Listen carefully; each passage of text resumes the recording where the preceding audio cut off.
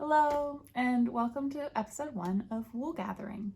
My name is Kristen, and I am Wild and Woolens over on Instagram. I have decided to try my hand at this podcast, vlog, however you want to say it, video platform on YouTube to kind of be your knitting companion, your fiber friend. I have a lot to talk about, I find, and not always a lot of people in person outside of my twice a month knitting group to really talk to about these time-consuming, love-consuming hobbies that I undertake on a daily basis. So I thought maybe you all might have an interest in hearing my thoughts. I certainly have an interest in hearing your thoughts, and just integrating myself into this wider community here. Like I said, I'm Kristen. I'm a 31-year-old fiber artist living in Connecticut. It's a relatively recent location for me, just the past couple years, and I live here in a little cottage pretty close to the sea with 2 cats and my fiance, soon-to-be husband, here. And when I'm not knitting or spinning or sewing, I am a copyright assistant and imaging assistant over at the Yale Center for British Art. So I certainly have a lot of British art content, love art content that I'd be happy to share with you all as well.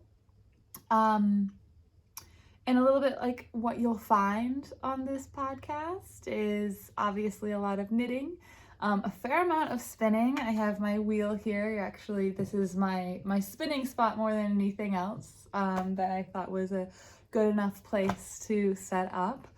And also some sewing, but love-hate relationship with sewing sometimes. So sometimes you'll get that and sometimes you won't. But also I think, there's a lot of other adjacent hobbies, a lot of hobbies that go along with kind of slower making that I also enjoy engaging with, and I'm excited to share here. That things like baking sourdough bread, baking in general, gardening. I definitely do a lot of journaling, and I think it'd be really wonderful to share some of that with you all. But just being a safe space for all of these things. I think with that being said, I do want to share at the start of this that a lot of the things that I just listed are right now being politicized in a way that doesn't align with my values. So I'm certainly here to be a welcoming space for everyone. I believe in science, and I believe in democracy, and I definitely am crunchy before crunchy was conservative. So I just want to put that out there because I often fear of being mistook, and I don't want to in any way come across as supporting values that I strongly disagree with. With that, I thought I'd just jump into some of my recent projects, as well as some of my recent finished objects, and have a couple of specific topics to talk about with you all. That's socks, and also what it's like trying to knit for your own wedding, which is something that I'm doing relentlessly right now. But some projects that I currently have on my needles that aren't related to my wedding. I just have a couple here to show you, and actually ties in really well with this topic of socks. So maybe we'll dive right into that. But some of you may or may not know that I also design sock patterns. So I'm out here working on a couple new sock designs. I'm really excited about this one here. I'm calling this my maple cream sock. Oh, that light is really good. So you can see it's an all over cable. All of these are either 3 or 2 stitched cables, which means you can pretty much do all of these without needing to use a cabling needle. I hate using cabling needles, so we're absolutely not doing that here. And when I do get around to publishing these, I probably will provide instructions on how to do that, how to cable without a cable needle. But I am just delighted with how these are turning out. I wanted a pair of all over cable socks that were going to feel really squishy and cozy for the upcoming cooler seasons. We are, right now it's September 9th, and we're oddly already going into a bit of like a fall feel right now. I think the high today was 70. So certainly going into a bit of a cooler patch, and it'll be perfect for something like this. I did look around a lot on Ravelry, and I know there are a lot of cable knit sock options out there, but nothing was really hitting what I wanted. So that's why I ended up coming up with my own. And it was such an interesting process of designing these cables. It's not something that I've done before in a organized fashion. I've certainly put together my own cables before, but this was the first time that I sat down with the intention of writing a pattern alongside the cables.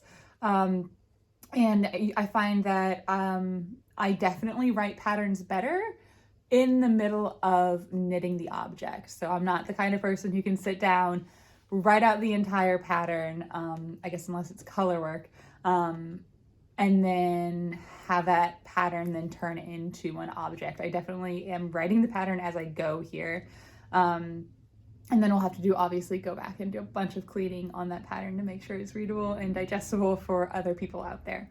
I was pretty happy with how the cuff turned out. I don't know if you can see that, yeah. I decided to do what's it called? A folded over cuff, that's what it is, on this, because it kind of, that extra layer of knit kind of really fell into that like super squishy, cozy vibe that I was going for on these. And then you'll see my heel here. I went with, I believe it's called a partridge eye style heel flap and gusset. So that's where we're alternating that slip stitch to give it a little bit of like a checkerboard pattern. And on all of my socks, and I do write this into my patterns now, you'll see right here, there's a bit of just a small column of purl bumps. That's actually 3 knit stitches that I do at the beginning and end of each of my heel flap rows. And what this does for me is gives me a little bit of an extra guidance on where to pick up my my gusset stitches. I actually learned this technique from Gentle Knits over on YouTube as well. She is a really lovely fiber artist. I know she doesn't post that much anymore, but I love her content, and I'll go back and watch it because it's so darling. But yeah, so this is the maple cream socks. I am hoping maybe November I'll be able to put this out because in October, we'll talk about it more in a little bit, but I am getting married, so it's making it a little bit hard to put out any new patterns. And then kind of looking like really far into the future, and I just have a little bit here, and so it's not much to look at, but oh, you'll see it almost matches my sweater.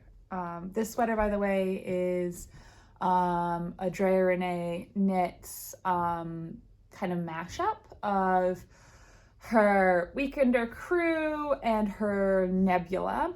So the weight is definitely like more Nebula-like, held cotton, cotton merino from Mini for Olive, and Farmer's Daughter,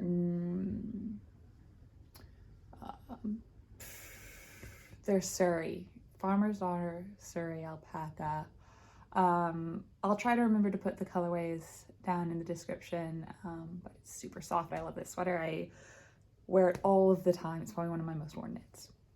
But this sock that I've started does seem to match quite nicely, and I think you'll find throughout this video that I love this kind of mint blue color.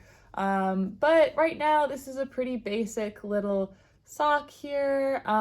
This is a cashmere wool nylon blend from a unknown dyer, because I picked this up probably my second year as a knitter, and it's just kind of been sitting in my stash since, and I picked it up and I was like, this has to be something. Drop some stitches there. But the idea is to have a cuff and then some of this stockinette here, and then right about now, maybe another row or two of stockinette, but then I'm going to go into a really lovely braided cable pattern. Again, I'm really feeling the squishiness. I'm really feeling the cables lately, so I've designed a cable pattern that will go here, but the cables will be in a contrasting color. I've actually got some yarn that I will share next time because it is a mess right now. But I dyed it with indigo at my quilt club.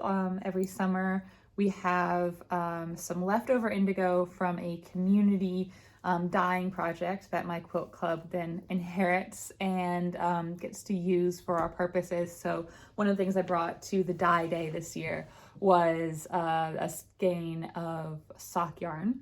The reason it's a mess is, I don't know if you've all tried dyeing 100% wool before, but it can get a little bit felted in that process, especially when you have a bucket that a bunch of people are throwing stuff into and pulling stuff out of. And so I had a little less control over how much agitation that skein was getting. So I'm doing a little bit of very gentle pulling apart of this wool, applying a lot of patience to that process. And since I have a very eager young cat here, it's not always the easiest process to pull out and kind of start in on. Other projects that I'm currently working on, currently being a really loose term right now, is actually a couple other Weekender adjacent projects. I love this pattern by DRK, and I anticipate knitting many more of it. It's a really good casual pattern that can be dressed up or dressed down. But I'm gonna pull over just one of those that I'm working on. This is actually my first hand spun sweater, and I am just in love with how it's turning out. So where's the front here? There we go. That's the front. It's a little bit hard to, sorry, it's wrinkly because it's just been in my project bag. It's a little bit hard to get the right light on it. It's a bit of a purple red color. It is about a fingering weight. I'd maybe say some of it's leaning more sport, but I am using the Weekender light pattern. You can see my faux seam right there. But when I started this pattern, I was like, okay, I'm just gonna do the Weekender light and just follow the pattern. But then I got a little bit carried away. You'll find that I often do, I'm sorry, I'm messing with this in my lap. I often do get carried away halfway through a pattern because kind of my imagination starts going, oh, what if I did this? What if I did that? So anyway, This is actually going to be a Weekender light, but with a crew neck, so very similar to what I have here. I am having to do a fair amount of math because I have the Nebula pattern, I have the Weekender Crew pattern, but those are on a heavier weight yarn than my current gauge for this project. So I'm doing a fair amount of math to figure out the stitch counts for the crew neck, and you'll see I actually already did shaping. I'm feeling pretty good about it. I think it'll probably be like a bit of a wider crew neck. I can't remember where I learned this from, but it's my go-to for doing neckbands is always pick up the stitches and then knit a folded neckband. I do that no matter what the pattern calls for, and that does definitely give me a little bit more of like it brings my neckband in a little bit. It gives me a little bit more security there, which I really like. So I'm hoping that that will hold true for the Weekender, and I think maybe that's actually what is called for. It's certainly what I did here. I think that's what it's called for in the Weekender pattern. So if you're ever like, I don't know how to do that, Andrea does walk you through that process in that pattern. And again, I mean, I always say do it for all sweaters, but so this is one of my Weekenders. The other Weekender actually happens to be in my car because I just got back from a trip to, Maine, and that was one of my little cafe projects. I like to have something that's quite easy to just sit down and quickly pick up and in a few rows while I'm drinking coffee, especially while I'm traveling. And so I brought that one with me and I left it in the car. But it's a dark gray. It's olive and knitting for olives, cotton merino, and thundercloud, which I really highly recommend. I'm sorry, my cat is asking for some attention here. This is Hubble. Yeah. But I'm actually doing a Weekender light pattern with that, and I'm holding 2 strands of cotton merino together. I don't know if anyone else who's used cotton merino has experienced this, or the knitting for all of cotton merino, but it's not just fingering, it's like extra light fingering. And I had originally gotten that yarn to do a tank top and had found it just so fiddly. I pride myself on patience, but I didn't even have the patience to get through the back before joining.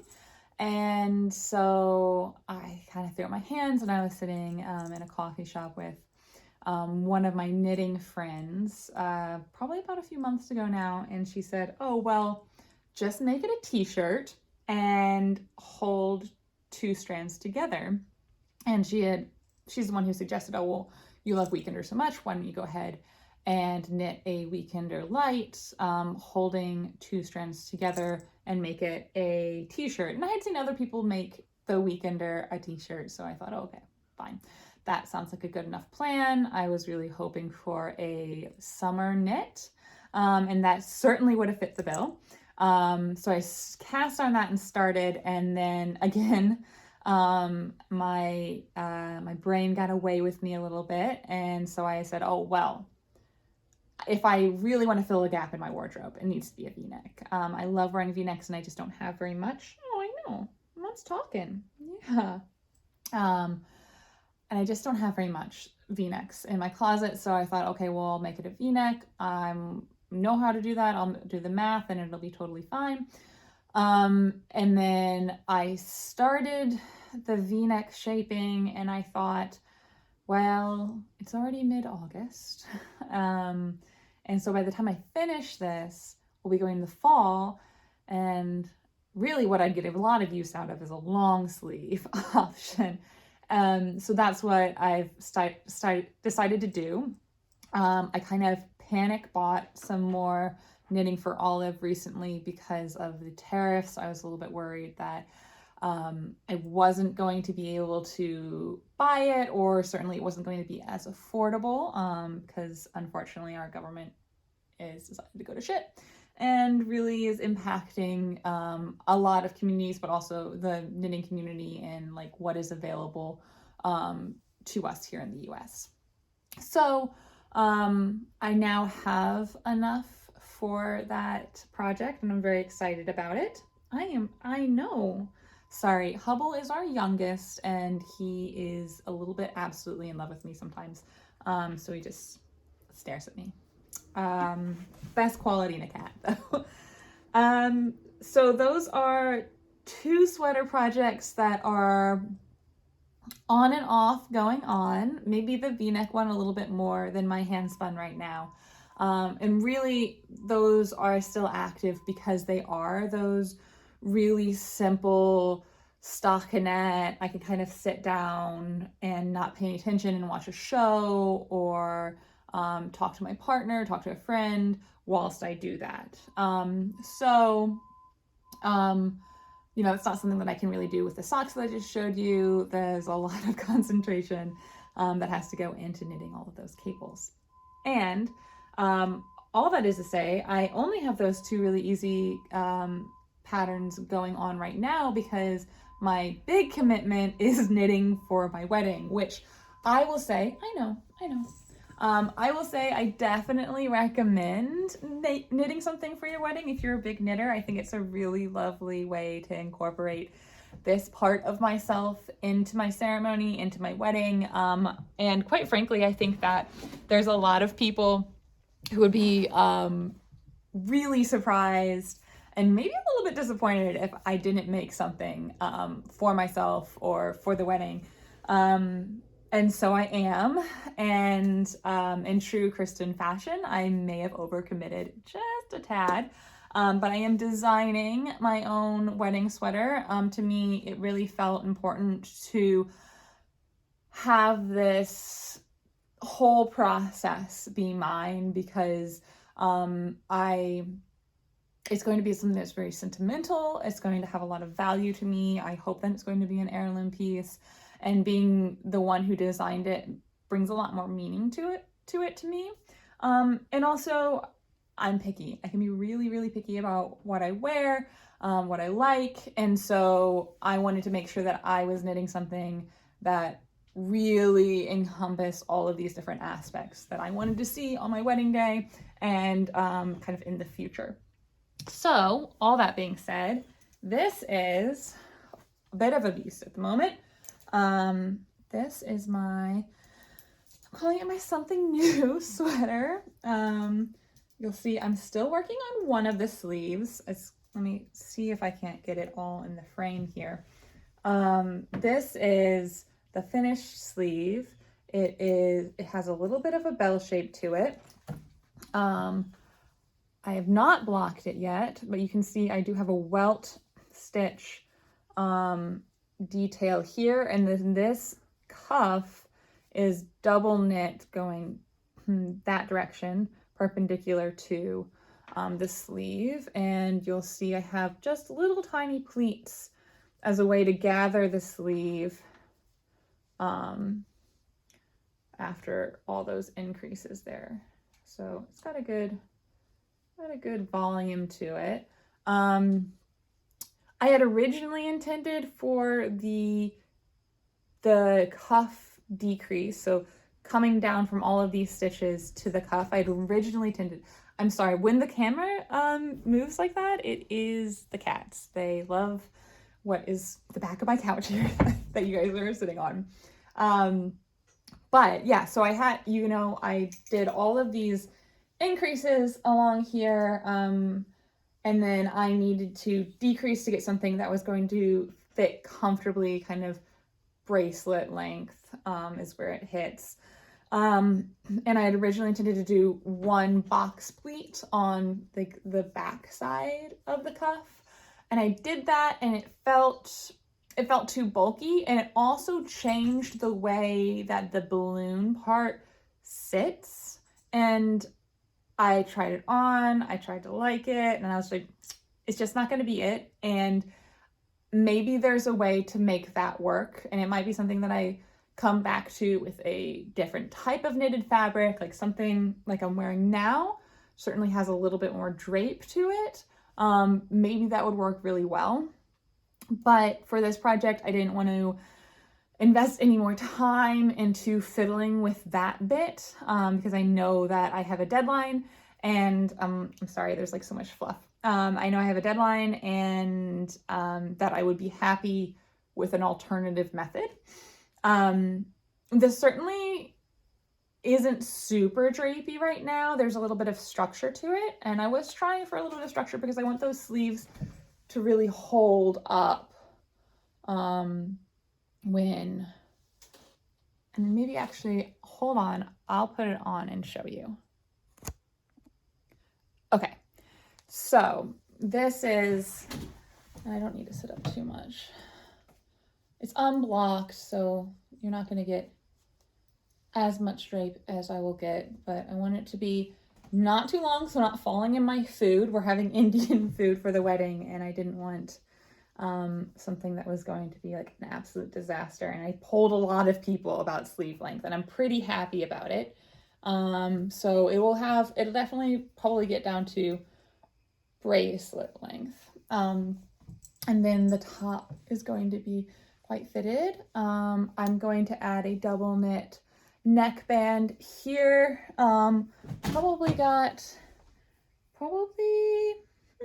like a few more inches. I'd say maybe I'm gonna go 2.5 more inches down because I'm going to do a 3-inch double knit band. Hi, Hubble. On the bottom, so that I can have a tie with a bow, and so it's a wrap top. And the wedding is October 12th, so we are crossing our fingers that Kristen is able to finish it in time. I will say I'm on the welt stitch portion of the second sleeve. The sleeves have been the most time-consuming aspect. I think that once I'm done with this sleeve, the rest of it, certainly the rest of the body is going to fly by. I think I'm doing an increase along the neckline every 8 rows. I think I've got probably 3 or 4 more increases to do, so it's really, really close on that.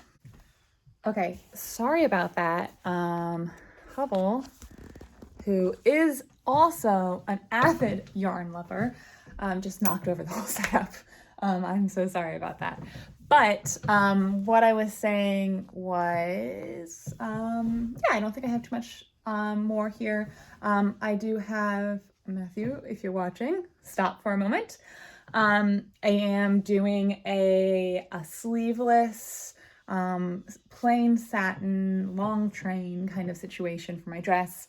And I think this will really complement it nicely. Again, getting married in October and the weather already starting to turn early September, I think that I'm really going to be grateful that I have this sweater for the reception. I don't plan on wearing it to the ceremony, but I do plan on wearing it probably the rest of the night. And I'm really, really happy with it thus far. Especially in this light. I am definitely feeling a golden hour right now, and I'm loving that. Let me know if your thoughts, though, if you know anything about doing a single box pleat on here.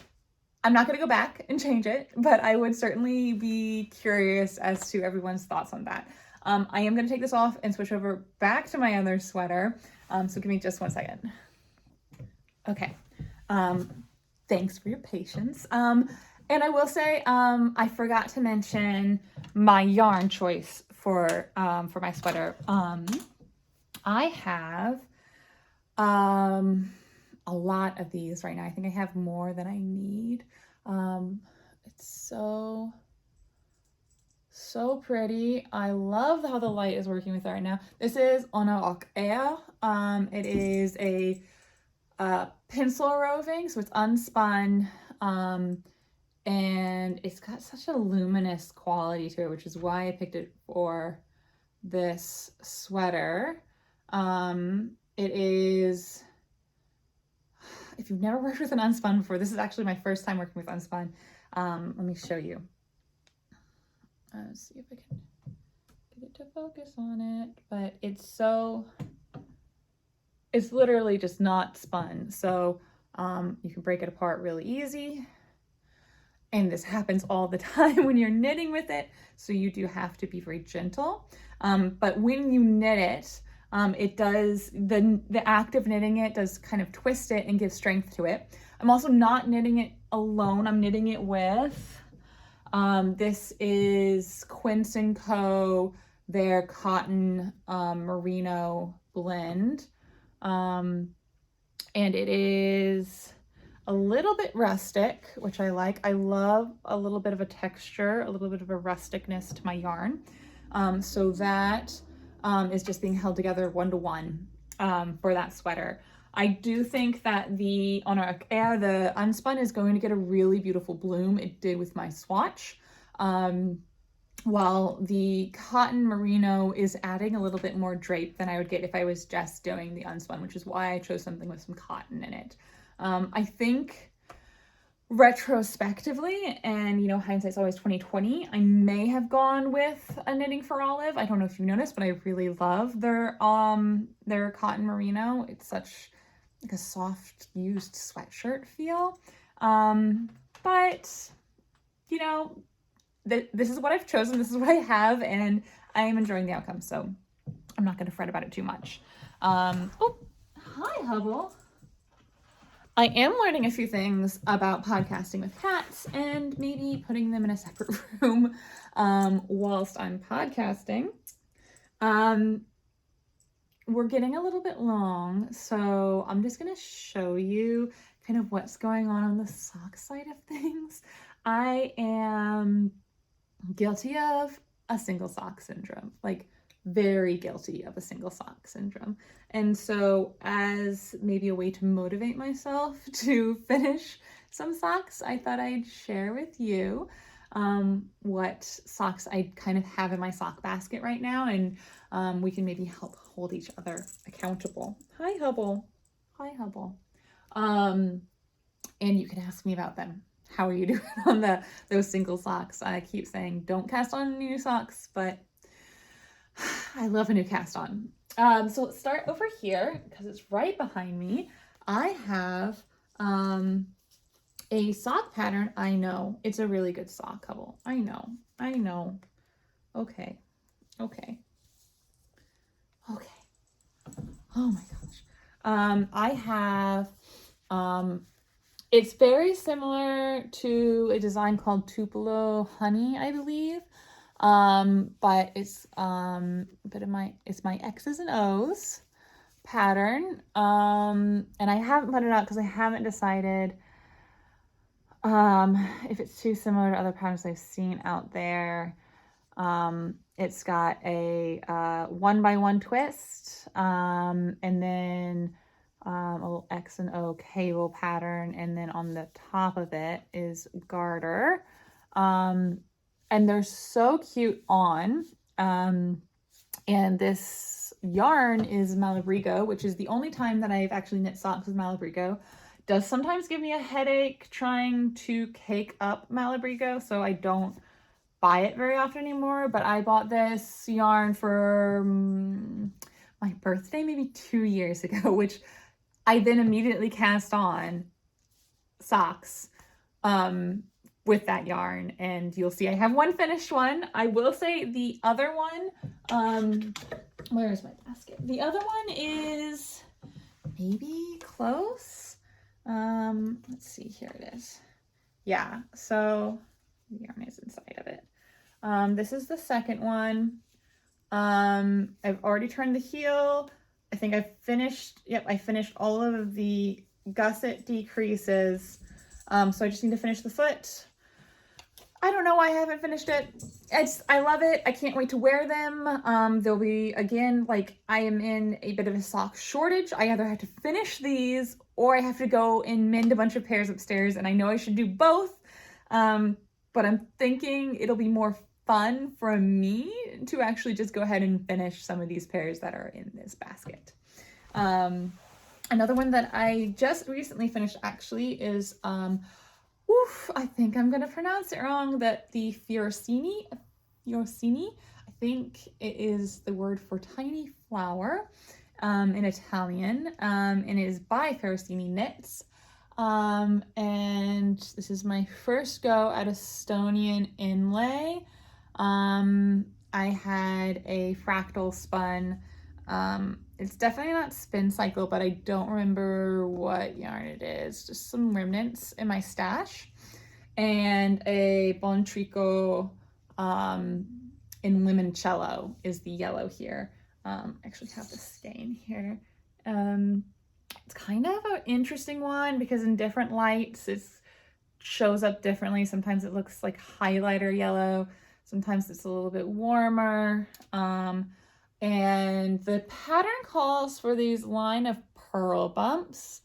And in the pattern, those are in the MC, so they would have been in the limoncello color, but I kind of like the idea of framing the Estonian inlay, the little flower there. So I did mine, that's the knit row before, and then the purl row in like a cream color.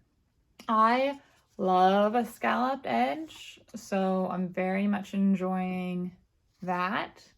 The only thing I will say about these, and it's not, oh, I forgot I did a little line of cream right there. What I'll say about these, nothing to do with the pattern, only to do with me. I should have known that these were going to be too big for me. And they are. They are not so big that I wouldn't wear them, but you can see they're like also a little loose on my sock blocker. There's a little looseness there. But I just don't know. I'm just not, I love how the colors are playing together. I don't usually do a lot of bright colors, but I mean, this would be a cute sweater to wear it with and a pair of jeans. I just am not convinced that I'm gonna finish this pair rather than knit this pattern again. And then would I knit the pattern in the same colors? Should I just unravel this one and start over? I mean, I know that really that is probably what I should do. Like I'm, you know, otherwise I just have like a single sock that doesn't fit me laying around. I just know that I might not realistically do that. We'll see. We'll see. Some other stuff in here. It's kind of funny because the next two top ones actually are almost the same colorways. Can you tell I have a theme? This one I knit quite a while ago and I picked it up the other day because I just found it in one of my bags and I'm like, okay, I can definitely figure out how I knit that. It is 3x1, which I should do more 3x1s. I really like the stretch to this, kind of like sporty vibe. I know that they're, the yellow and the yellow marl are Mondim, Retrosaria, and it's one of my favorite sock yarns, and there's so much to those, that I definitely have enough to finish a second sock. I would just have to cast on and knit that second sock, and I probably will because I love these so much. Again, another one that would be so fun to wear with this shirt, sweater. So that will get a second one this year is what I'm going to say. The next one, in a similar vein to my Fioricini, now this is one of my own designs. I just think I've been knitting socks that are too big for me lately. So love what I did on the top here. They're I don't know if you can see, they're baubles. So I have a folded cuff, it's yellow on the inside, and baubles along the top of that cuff, and then fading into a yellow, and then fading back at the toe to that marl. So this is actually the same colors. The yellow and the marl are Mondim. The toe and heel are Knitting for Olive merino. And again, I don't know. It's very thin, and I'm not sure that I would do that in a sock again. I do like that for the heel. Maybe you can tell, again, my favorite heels, a partridge eye and the 3 garter stitch there. But I held the knitting merino, knitting for olive merino together. I held it 2 together, and it created a really robust toe and a very robust heel. Those are the places that I get holes in my socks most often, so I think that's a really clever idea. I just think that maybe it's too big, especially in the ankle. And I think that's probably because both of these, don't really think about it, both of them are folded cuffs. And I think when I knit a folded cuff, I need to cast on fewer stitches. So don't know if I'm going to finish the second pair, but I might come back to that because I love those bobbles so much. I might come back to that design pattern idea and play with that some more. I think I'm going to run out of battery soon, so I'm just going to throw in a couple more of my socks I have going here. This is my own design, and it is going to get published probably in January. This is my moss flower socks, and I adore them. Again, it's Mondim, which is Suri Pomar. I have a darker green on the heel, and not on the toe, and this kind of licheny. And this, I don't know if you can tell very well, but it's actually a pink, a very pale pink. And I am in love with these socks. So I have written up a draft of the pattern, and I need to knit the second sock now. So this is usually the way I do. I'll draft up the pattern after the first sock, and then I will go back and knit the second sock, trying to follow that pattern, so kind of acting as my own test knitter in a way. Just to see if that pattern makes sense. And then of course I'll have others tested as well. But I have to, you'll see I've kind of just put the stitches on hold. So I do have to go back and Kitchener my toe together. And then knit up the second one. So this is coming, this will get a second one. So I'm gonna put that in the, is going to get a second one pile.